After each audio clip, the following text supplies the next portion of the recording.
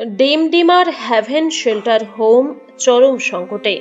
৭৫ জন অসহায় মানুষের খাবার ও চিকিৎসা নিয়ে উদ্বেগ। আলিপুরদুয়ার জেলার মাদারিহাট ব্লকের ডিমডিমা এলাকায় অবস্থিত হ্যাভেন শেল্টার হোম, যা দীর্ঘদিন ধরে নিরাশ্রয় ও মানসিক ভারসাম্যহীন মানুষের আশ্রয়স্থল হিসেবে পরিচিত, বর্তমানে চরম সংকটের মুখে। মানবিকতার উজ্জ্বল দৃষ্টান্ত এই আশ্রয়গৃহে বর্তমানে আবাসিকের সংখ্যা বেড়ে দাঁড়িয়েছে প্রায় ৭৫ জনে।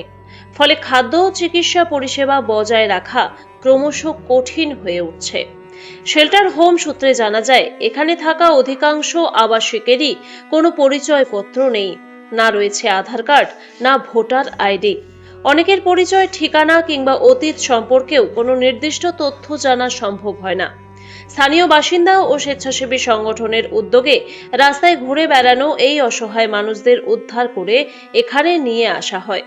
শেল্টারের কর্ণধার সাজু তালুকদার জানিয়েছেন, আবাসিকদের মধ্যে অনেকেই মানসিকভাবে অসুস্থ হওয়ায় নিজেদের পরিচয় দিতে পারেন না।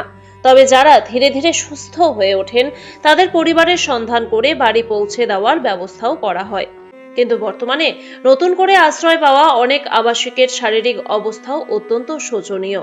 ফলে চিকিৎসার প্রয়োজনীয়তা বেড়েছে বহুগুণে। সবচেয়ে বড় বাধা হয়ে দাঁড়িয়েছে হাসপাতাল পরিষেবা।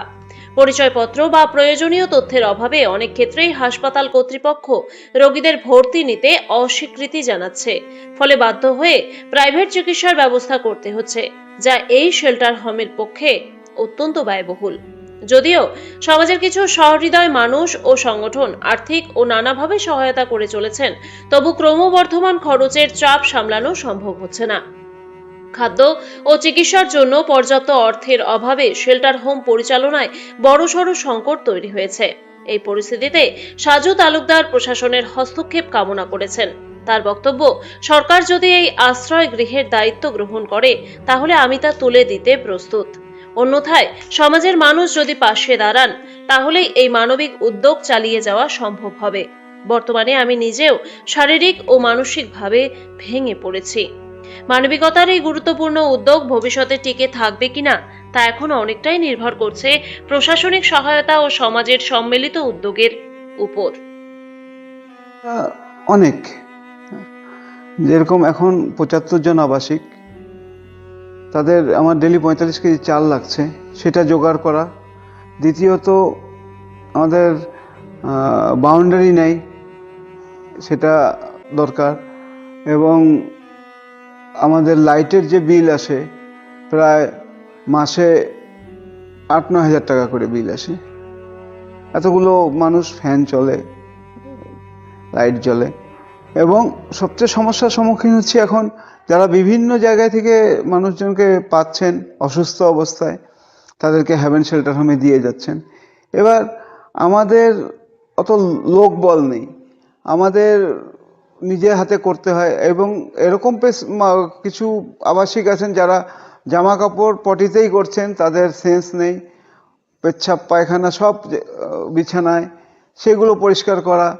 আমাদের তবুও এই মুহূর্তে ৬ জন স্টাফ আছে, কিন্তু স্টাফের তো একটা ন্যূনতম তাদেরকে একটা পয়সা দিতে হয়। এবার সরকারিভাবে আমাদের প্রতিনিয়ত কোনো সাহায্য আমরা পাই না, তাই খুব সমস্যা হচ্ছে চালাতে। বিশেষ করে যেই রোগীরা, মানে ঘটনা হলো যে রাত বিরেতে পুলিশ প্রশাসনও যেখানে লোক পাচ্ছে, তারাও কি বলবো, এক প্রকার তারাও অসহায়, তারা আমাদের এখানে নিয়ে আসে। এবার তাদেরকে সেই একটা নতুন মানসিক রোগী বা শারীরিক অসুস্থ মানুষকে নিয়ে আসার পর তার যে শুশ্রূষা করতে হয়, সেটাই আমাদের ঘাম ছুটে যায়। এবার তাদেরকে যদি হসপিটালে ভর্তি করি, হসপিটালে ভর্তি করলে আধার কার্ড মাস্ট। আধার কার্ড না হলে তাদের কিছু টেস্ট যেগুলো আছে সেগুলো হবে না। এবং হসপিটালে ভর্তি রাখলে আননোন পেশেন্টকে ভর্তি রাখে না হসপিটাল, তার সঙ্গে আমাকে অ্যাটেন্ডেন্স রাখতে হয়, এবং অ্যাটেন্ডেন্স আমার পক্ষে রাখা সম্ভব না। তো তাদেরকে প্রাইভেটে চিকিৎসা করাতে হয়, সেটা একটা খরচের ব্যাপার আছে। এই সব নিয়ে খুব সমস্যার মধ্যে চলছে হ্যাভেন শেল্টার হোম। মানুষ সাহায্য করছেন, কিন্তু কতদিন মানুষের সাহায্যের ভরসায় থাকবো? দিন দিন লোক বেড়েই যাচ্ছে। এতগুলো লোককে, মানসিক রোগী, কেউ শারীরিকভাবে অক্ষম, তাদেরকে মেনটেন করা আমি আর পেরে উঠছি না। আপনি কি চাচ্ছেন? আমি চাইছি যে হয় যারা মানুষ দিচ্ছেন এনে তারা পাশে দাঁড়ান, শুধু বিক্ষিপ্তভাবে দাঁড়ালে হবে না, কন্টিনিউ একটা মানুষকে যে দিয়ে যাচ্ছেন তার কন্টিনিউ খোঁজ খবর রাখা, তার কন্টিনিউ দেখাশোনা, সেই দায়িত্বটা তাদেরকে নিলে ভালো হয়। আর না হয়তো সরকার যদি এটাকে অধিগ্রহণ করতে চায়, আমি স্বেচ্ছায় সরকারের হাতে তুলে দিতে রাজি আছি, কারণ আমি নিজে এখন মানসিক রোগী হয়ে গেছি, আমার প্রতিদিন ওষুধ খেতে হয় মানসিক রোগীর। তো এটা আমি কিভাবে চালাবো তাহলে? আমার তো আর কোনো, আমি রাস্তা দেখতে পাচ্ছি না, অথই জলে পড়ে আছি। এবার এই মানবিক কারণে মানুষগুলোকে যারা নিয়ে আসে তাদেরকে আমি ঠেলে বের করেও দিতে পারি না, রাখতেই হচ্ছে মানবিক কারণে। কিন্তু আমার এখন আর ক্ষমতার বাইরে হয়ে গেছে। আপনার নাম? আমি Saju Talukdar, Haven Shelter Home পরিবারের কর্মকর্তা।